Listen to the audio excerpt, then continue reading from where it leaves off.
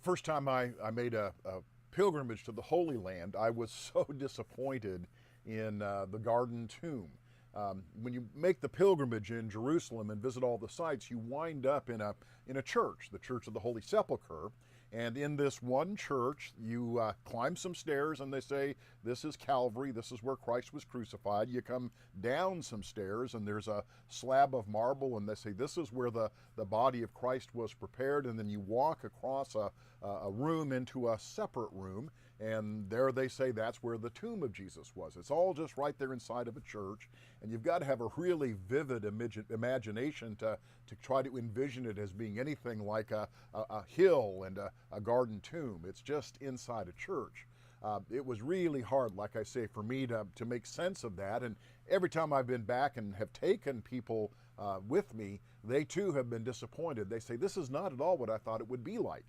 They're much more likely to appreciate the alternate site of the Garden Tomb outside the city walls, the one that is the Protestant site. Probably no historical basis for that one, but it's the one that more fits the imagination.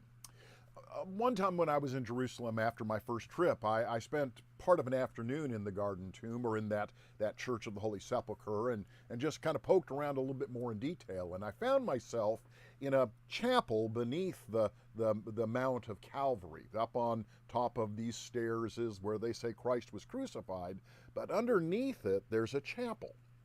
And it's called the Chapel of Adam. And the tradition is that Adam, our first father, is buried at the base of Mount Calvary, and that the crucifixion of Christ takes place on top of that mountain.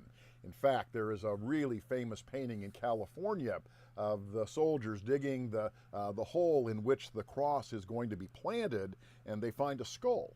And the tradition is this is the skull of Adam.